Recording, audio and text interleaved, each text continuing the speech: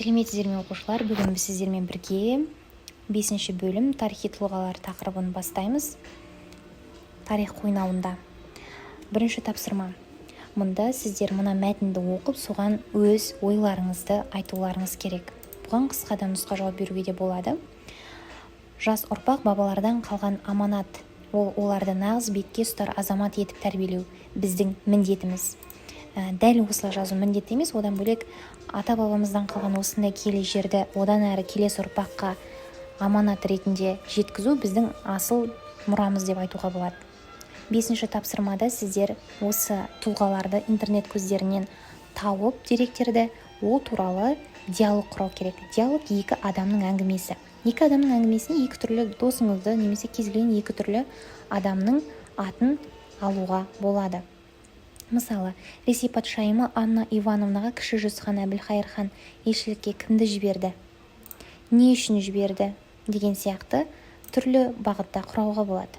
Сейітқұл Қойдағұлұлы мен Құтлымбет Қоштайұлын жіберді. Қазақтар не себепті Ресейден қол астына кіруге мәжбүр болды? Жоңғар шапқыншылығы хандар арасындағы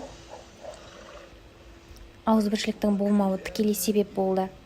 Кіші жүз Ресей империясының қол астына алу туралы жарлық грамотаға қай жылы қол қойды? 1731 жылы 19 ақпанда. Орта жүз Ресейдің құрамына қай жылы кірді? 1734 жылы 10 маусымда. Яғни сіздер белгілі бір факті алып, соны сұрақ-жауап ретінде құрауға болады.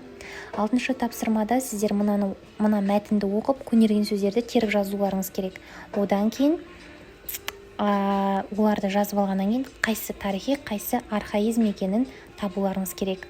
Бұнда көнерген сөздер хан, елші, екі қарынан, сарай, уәзір, қаптал, сәкі. Оның ішіне тарихи сөздерге хан, елші, сарай, уәзір кірсе, архаизмдерге қалғандары екі қарынан, қаптал, сәкі деген сөздер кіреді. 8-ші тапсырмада Құттыбілік дастаны тарихи мұра тақырыбына жоба дайындау керек.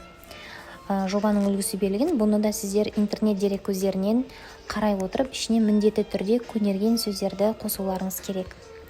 9-шы тапсырмада сіздер белгілі бір тарихи тұлғаны алу керексіздер, және оның ішінде бізде міндетті түрде көнерген сөздер болу керек.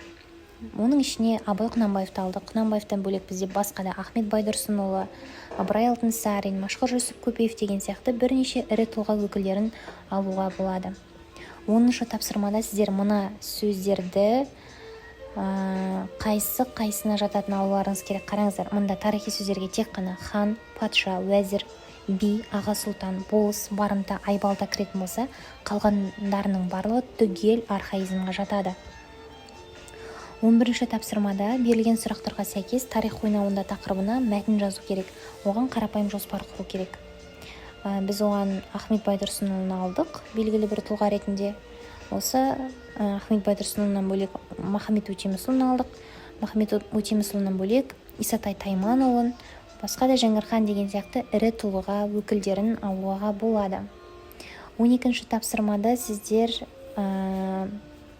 мына сұрақтармен көнерген сөздерге байланысты семантикалық карта құрау керексіздер, және оның жауаптары мен мысалдарын келтіру керексіздер.